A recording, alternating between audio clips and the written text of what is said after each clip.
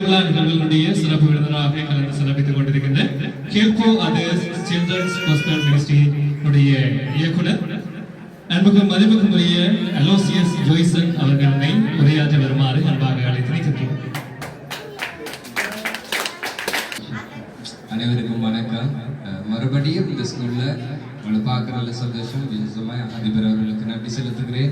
இங்கே வந்திருக்கிறதான போதகர் மற்றும் ஆசிரியர்கள் ஒவ்வொருவருக்கும் என் மனமார்ந்த நன்றிகள். விசேஷமாய் இன்றைய நாள் ஒளி விழா என்று சொன்னால், ஒளி என்று சொன்னால் எப்பொழுதுமே எல்லாருக்கும் தெரியும், ஒரு வெளிச்சத்தை நாங்கள் காண்கிறோம் என்று சொல்லி நாங்கள் பார்க்கிறோம். இந்த ஒளி என்ன என்றது நாங்கள் தெரியும், ஆனாலும் நாங்கள் அதை சிந்திக்கிறதே இல்லை. இந்த மனதில் அதை நாங்கள் எடுக்கவே மாட்டோம். என்னன்னு சொன்னா, பிள்ளைகள் ஆடி கலைச்சிட்டாங்க, பேரண்ட்ஸ் பார்த்து கலைச்சிட்டாங்க. ஒவ்வொருடைய முகத்தை பார்த்தா அப்படித்தான் இருக்குது. எல்லா குடும்பம் தாய்மார் தகப்பன்மாரெல்லாம் பார்த்து கலைச்சு அப்பா அப்படின்ற மாதிரி இருக்குது. கொஞ்சம் சந்தோஷமாய் இந்த ஒளி என்றால் என்ன, ஒளி என்ன சொல்லுகிறது, ஒளி என்றால் என்னத்தை உணர்த்துகிறது என்றதை நாங்கள் எங்களுடைய இருதயத்திலே சற்று சிந்திக்கவும் வேண்டும். இந்த பிள்ளைகள் ஆடும்போது பாலன் இயேசு பிறந்தாரையா, என் பாடுகள் அனைத்தும் சுமந்து தீத்தாரையா அப்படின்னு இருக்கு. ஆனா நாங்க ஒவ்வொரு நாளும் ஒரு பாடுபட்டு கொண்டாண்டு இருக்கிறோம். எங்கள் பிள்ளைகளுக்காக, எங்கள் குடும்பத்துக்காக, இந்த சமுதாயத்துக்காக ஏதோ ஒரு பாடுபட்டு கொண்டு இருக்கிறோம். இயேசுவும் உங்கள் பாடுகளை சுமர்ப்பதற்காகத்தான் இந்த பூமியில பிறந்தார். ஆனா நாங்க அவரையும் நினைக்காம, அவர் எங்களுக்காக சுமப்பார் என்றதை நினைக்காம நாங்கள் எப்படி வாழுகிறோம் என்றால், இயேசு கிறிஸ்துவ சுமக்கிறாரோ இல்லையோ, நான் சுமக்கிறேன் என்று சுமந்தா கஷ்டமா இருக்கும். 2 பேர் சுமக்கக்கூடிய சுமைய தனியொராளா சுமந்தா வேதனை இருக்குன்னு அதிகமா. இப்ப வேலை செய்கிற தகப்பன்மார்கள், தாய்மார்கள் முழு பேருக்குமே தெரியும் எவ்வளவு வேலை சுமையா இருந்தால் அது கஷ்டப்பட்டு குடும்பத்தை நடத்துவது சரியான கஷ்டம். ஏன்னா இந்த காலகட்டம் உங்களுக்கு தேவை என்று நீங்க உழைத்து கொண்டிருக்கிறத விட மிஞ்சின செலவு வரும். அதையும் தாண்டி சரி அடுத்த முறை என்ன ஓட்டையும் பார்க்கணும்னு அதை மிஞ்சினது வரும்.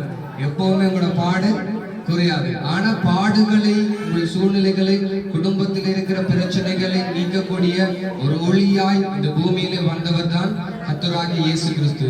இயேசு கிறிஸ்து இந்த பூமியில வந்தது தற்சமயமா இல்லை. உங்களை அறிந்து, உங்களை தெரிந்து இந்த பூமியில இருக்கிற ஒவ்வொரு ஜனங்களையும் நேசிக்கும் விதமாகத்தான் இந்த பூமியில வந்தாரு. இப்போ இயேசு கிறிஸ்து வந்தார், பாலன் இயேசு பிறந்தாருன்னா இப்பதான் இயேசு பிறந்திருக்கிறாரு, பாலனாக இருப்பார் அப்படின்னு இல்லை.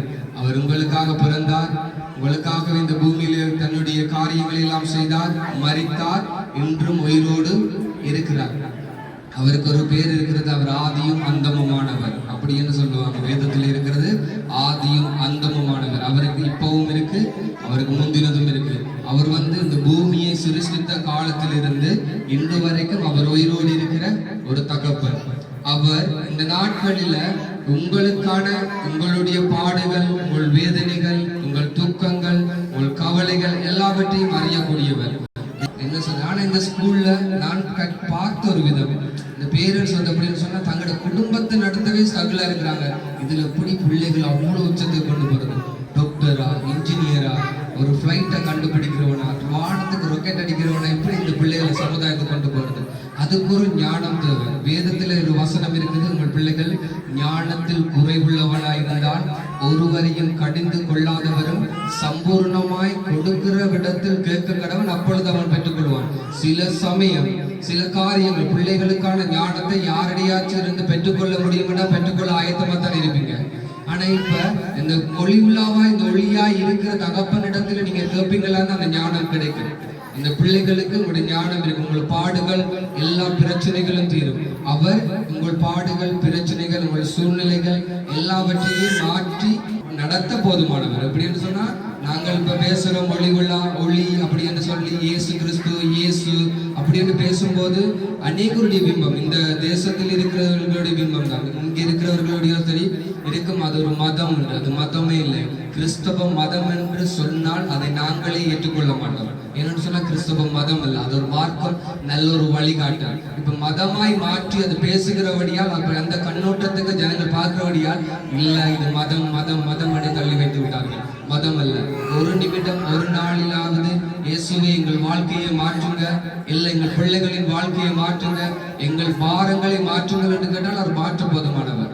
என்னன்னு சொன்னா, அவர் எல்லா மனுஷருக்கும் நிறைந்தவர். இயேசு கிறிஸ்து அப்படின்னு சொன்னா அன்பு நிறைந்தவர். இயேசு கிறிஸ்து எப்படி உங்களை நேசித்தார் என்று சொன்னா, இப்ப போதகர் சொன்னது போல இவ்வளவு நேசித்தாரா, இவ்வளவு நேசித்தாரா, ரெண்டு கைகளையும் பிரிச்சு நேசித்தாரா.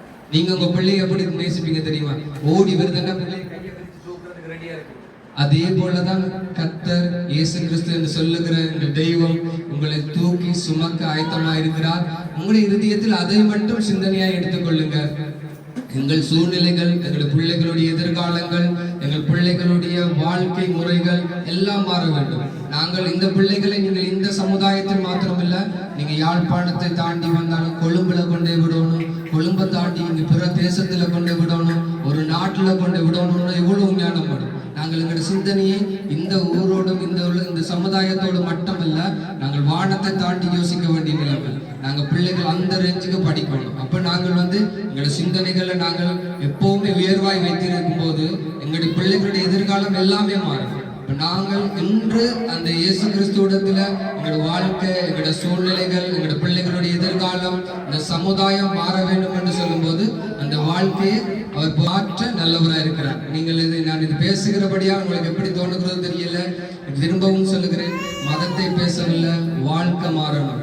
ஏன்னு சொன்னா நான் நிறைய இடங்கள்ல நிறைய ஆட்கள், நிறைய ஜனங்கள் நாங்கள் ஹெல்ப் ஃபார் அதர்ஸ் சொன்னா பிறருக்கு உதவி செய்யுங்கள் என்றதுதான் அர்த்தம்.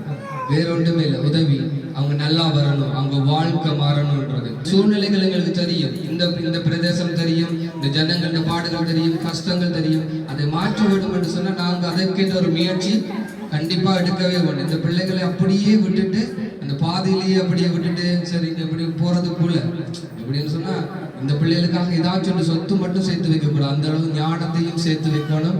அந்த பிள்ளைகளுக்கு எதிர்காலம் சமாதானம், நிம்மதி, அதெல்லாம் கஷ்டம். பணத்தால நிம்மதியை வேண்டியல, பணத்தால சமாதானத்தை வாங்கவே முடியாது. எவ்வளவு கோடீஸ்வரரா இருக்கிறவங்களை கேட்டுங்க, நிம்மதியா இருக்கிறியா, சமாதானமா இருக்கிறியா, இல்ல சந்தோஷமா இருக்கிறியா? சந்தோஷத்தை வாங்க முடியுமா? வாங்கவே முடியாது. அந்த சந்தோஷம், நிம்மதி, சமாதானத்தை கர்த்தராகிய இயேசு கிறிஸ்து தர போதுமானவர். அதை மட்டும் இருதயத்துல நினைத்து ஒரு நாள் ஒரு நிமிடமாவது நீங்க நினைத்து பாருங்க, உங்களோட வாழ்க்கை மாறும். நீங்க சேஞ்ச் ஆகுறத அன்றைக்கு பார்ப்பீங்க. இதன் நிமித்தம் நான் சொல்லுகிற ஒரு காரியம், உங்க வாழ்க்கை மாறும். நீங்க மாறினீங்கன்னா உங்களோட சமுதாயம் மாறும், பிள்ளைகளுடைய நிலைமை மாறும், எதிர்காலம் மாறும். எல்லா சூழ்நிலைகளையும் கர்த்தராகிய இயேசு கிறிஸ்து மாற்ற போதுமானவர். தொடர்ந்து இந்த இடத்துல அழைத்து இந்த மறுபடியும் உங்களோடு சேர்ந்து பேச இந்த இடத்துல நான் 3ஆம் தடவை வருகிறேன். இந்த பாதையால போய்க்க சின்ன சின்ன பிரச்சனைகள், சூழ்நிலைகள் எல்லாத்தையும் வருகிறோம். அதுக்கேற்ற ஒரு மாற்றத்தை உண்டு பண்ண வேண்டும். எங்களோட வாழ்க்கையிலும் சரி, எங்களோட குடும்பத்திலும் சரி, இந்த சமுதாயத்திலும் சரி, அடுத்த சந்ததிக்கும் சரி, அதை நான் கடத்த விரும்புகிறோம். அதுக்கேற்றபடி நீங்க தொடர்ந்து பிரயாசப்படுங்க. உங்களால முடிந்தவற்றை எல்லாவற்றையும் செய்யுங்க. இயேசு கிறிஸ்து உங்கள் வாழ்க்கையை மாற்ற போதுமானவர். அவரை விசுவாசிங்க, நம்புங்க. ஒரு நிமிடம் நினைத்து பாருங்க. உங்கள்ட்ட நான் சொல்லுவேன், அதிகாலையில ஒரு நிமிடம் நினைத்து பாருங்க, அந்த சேஞ்சை நீங்க பார்ப்பீங்க. God bless you all. Thank you.